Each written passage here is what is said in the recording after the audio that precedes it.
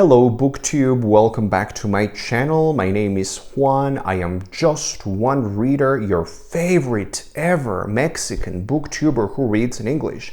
And I am here to say hello and to catch you up on my reading life because this is a booktube channel. Last time I checked, I I was still a booktuber, I guess. So I am here to update you on what I've been reading lately, what I've been enjoying, what I've not enjoyed, what I've been watching at the cinema, on streaming services and all of that jazz.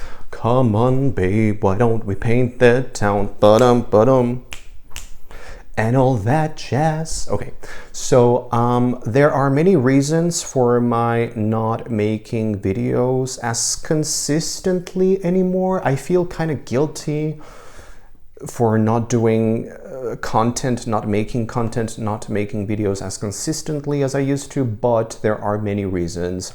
Personal reasons, family reasons, medical reasons. I had surgery on my shoulder this past month, and I desperately needed to have that surgery. I realize now just how badly I needed to have that surgery. So thankfully, I now have had that surgery, and now I'm in the process of slowly recovering and, you know, getting some strength back, some movement, some like basic abilities, physical abilities that I needed to get back.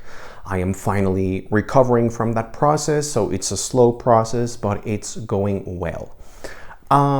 So there's that, but there's also professional reasons for my not being as present on BookTube. If you didn't know, hello, I am a full-time psychotherapist and psychoanalyst. I am a certified analyst, member of the International Psychoanalytical Association, as well as the Psychoanalytical Society of Mexico. And that means that being a psychoanalyst is my number one thing. It's the biggest part of my identity, you could say. I spend every day, a lot of my time goes into seeing patients, and then when I am not with patients, I am supervising patients, thinking about patients, really helping myself in order to help my patients. So anyway, a lot of my time, free time, mental headspace, mental space, dedication, everything that I have really goes to my job, helping others, and, you know, being strong physically, emotionally, mentally, in order to be there, available, and strong for my patients. So that means that I have very limited time to read. It's not like a few years ago where, you know, when I was studying to train as a psychoanalyst, I had a lot more free time, actually.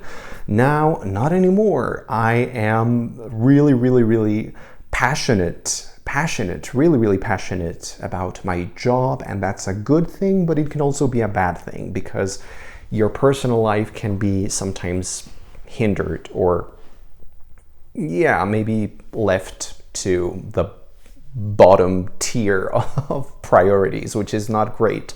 But it happens. It happens to everyone with their jobs. And with my job, because it's such a personal, emotional thing, it certainly happens.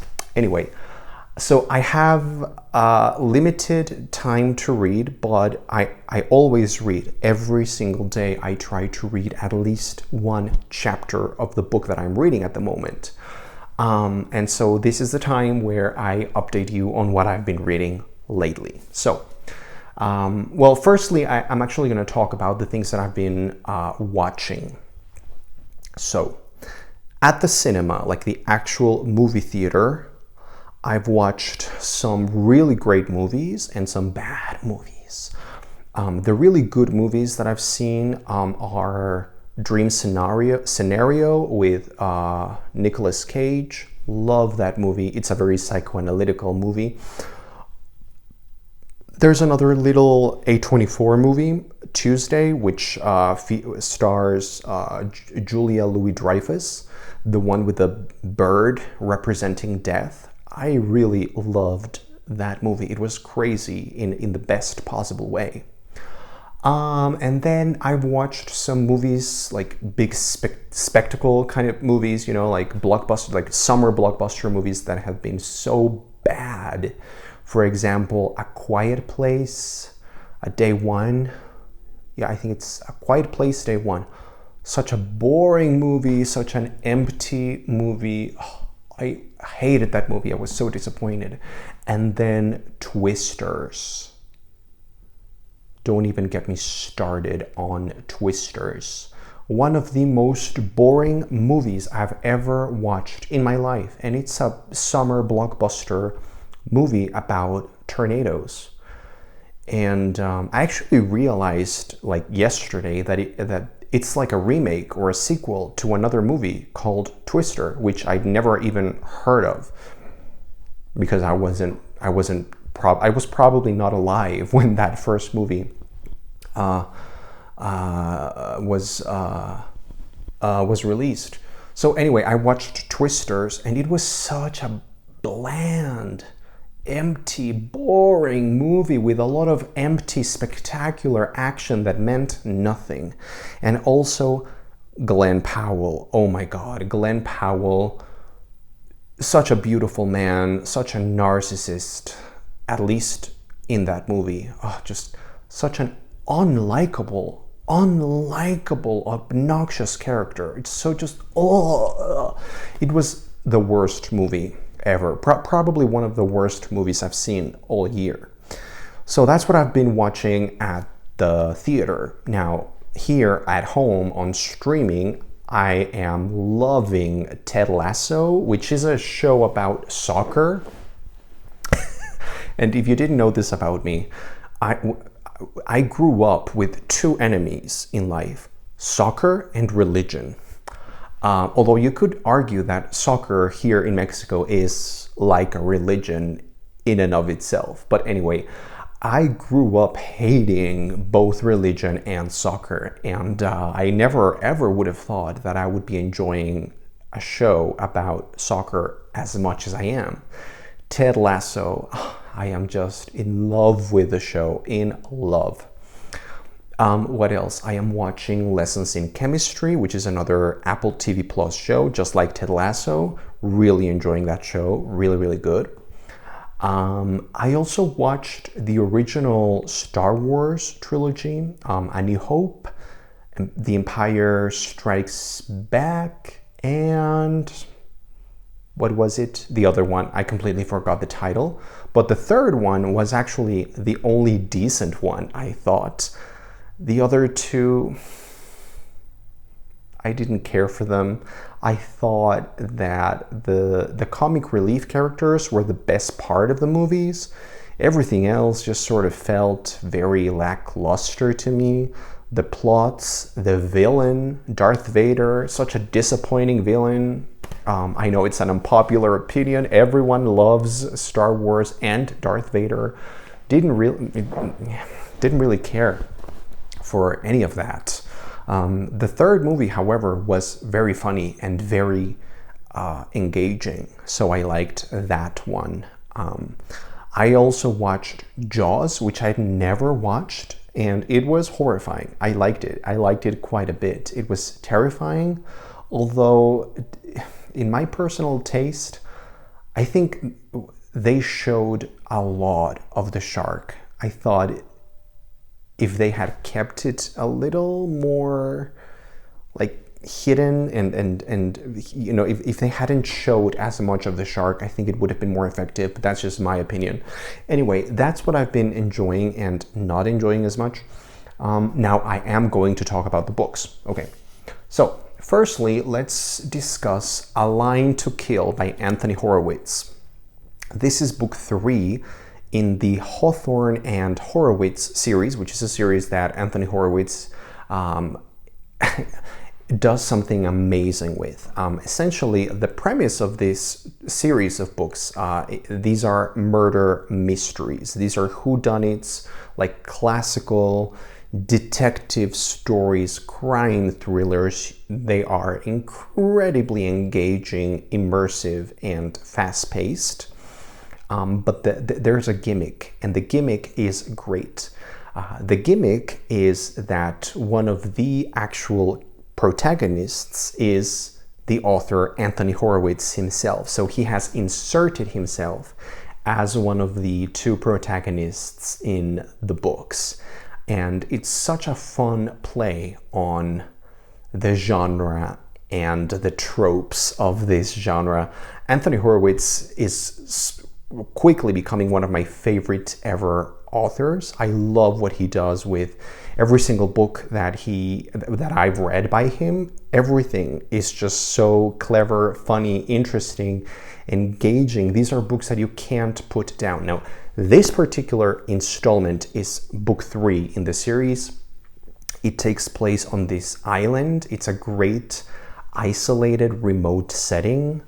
There's a book festival, a literary festival that takes place on this island, and so we have a bunch of really interesting random characters on this island, and a couple of murders take place.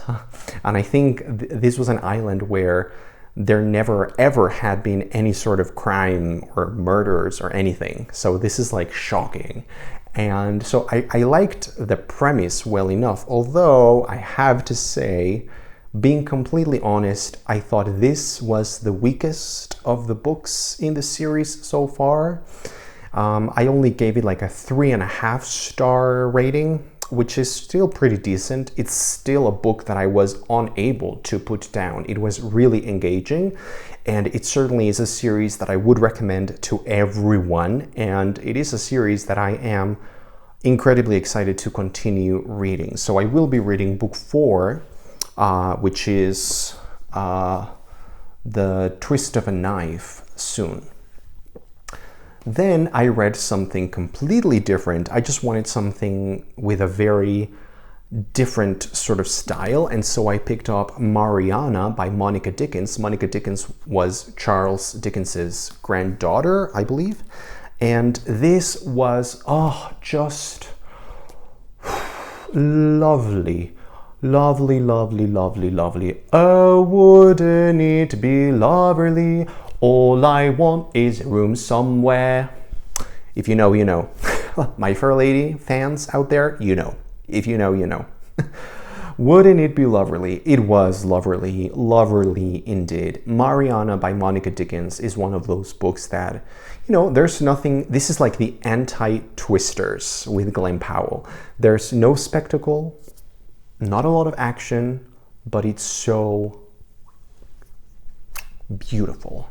It's so substantial. It's so scrumptious. The main things that I enjoyed about this book were the writing itself, the style, the prose. It's beautiful.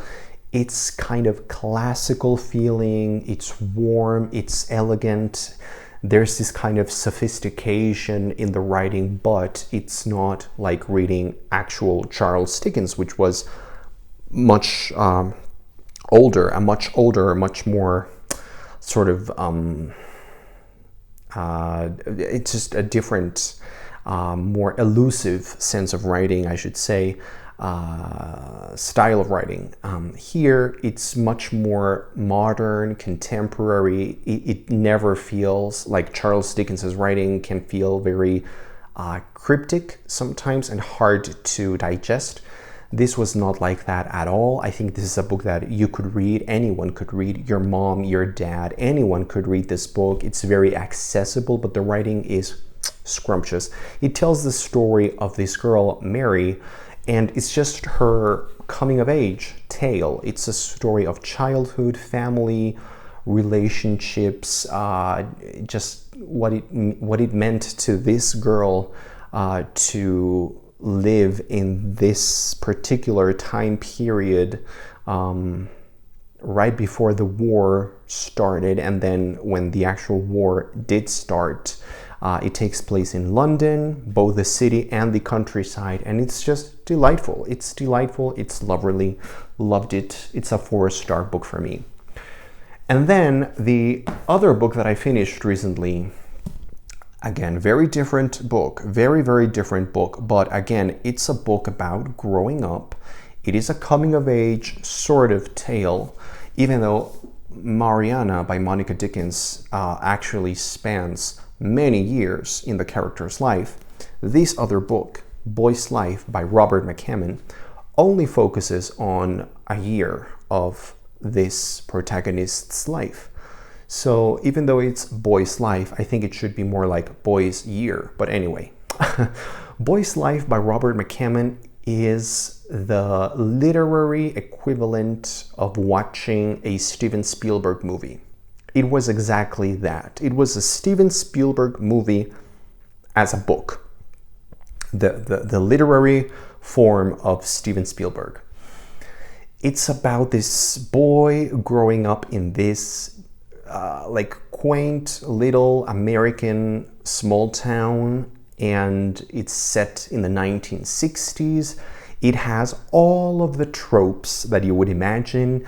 It's also like Stephen King, you know, like that kind of vibe, like It, like all of the Stephen King books with a small town and kids at school, and then in the summer riding bikes and doing things and sort of imagining things and experiencing things, and you never know if they are exaggerating their experiences because they are children, or if they are actually encountering things that are supernatural and dangerous.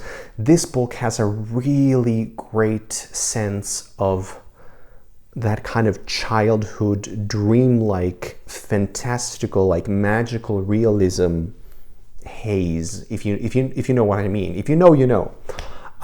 So there are some things that you couldn't quite pinpoint. I mean, is this magical realism? Is this exaggeration? Is this actually happening? Is this like actual magic or like mythical stuff going on? Or these are just children and therefore they see the world in this kind of heightened way? You never know, and that's the beauty of this book. There are some passages in the book that are so like mythical feeling and supernatural feeling, but that's what being a child is like, you know. We all have those experiences that we still remember as adults, where you feel that sense of heightened reality, like the actual magic of childhood, which is also very scary. Being a child is incredibly scary. Just ask a psychoanalyst. So I really enjoyed this book. Oh, I should say, the book is a novel. It is a novel, but it's structured more, not so much like a traditional novel. This is structured more like a set of vignettes. Each chapter feels like a separate story or vignette, I should say, in the character's life. And so what happens is it ends up reading more like a collection of short stories almost, which is good, except for there are some chapters that are maybe not as great. But the upside is that some of the chapters are just jewels, like actual masterpieces. So all in all, the sum of its parts is great. I really, really enjoyed the book. I should say the only thing that sort of got on my nerves was the writing style felt a little too juvenile in terms of, it felt a little insecure. And what I mean by that is I felt like the author was trying to do a lot, like way too much, like overcompensate for some kind of insecurity. There's a lot of really unnecessary description. You could just open the book at any random page and I could read you a paragraph and you would notice 1,000 unnecessary adjectives and just description that really leads to nothing interesting or nothing of substance, and then so everything feels sort of weighted down by the description. And I always noticed that from the beginning of the novel to the very end, I kept thinking, oh man, this book has a lot of unnecessary description, like so much description. But the upside is that sometimes that level of heightened description actually pays off and it becomes super, super, super interesting. So, you know, it's an upside, it's a downside. But I certainly would recommend this book if you want to have a good time, a fun time, good times and fun times. And I'm here. So if you want fun times, exciting, but also really emotional moments, this book has that in spades. Like, this book was so emotional. It was a little too sentimental for me, but that's a personal thing. So yeah, maybe you will end up crying with this book. I thought the epilogue actually was very, very, very, very, very sentimental, almost like saccharine. So, you know, that's a personal thing. But overall, I really enjoyed it, and I am also giving it 4 stars. And then I'm gonna share with you the book that I started reading yesterday. Yeah, yesterday morning, and that is The Will of the Many by James Islington. You don't want to be caught dead pronouncing it Islington. No, you will be the laughingstock of the BookTube community. It's pronounced James Islington. So James Islington, this Australian author, has written this book, which is book 1 in a trilogy, a fantasy trilogy, The Will of the Many. It has this beautiful cover art. The design of the book is absolutely stunning, in my opinion. I am on page 100, actually.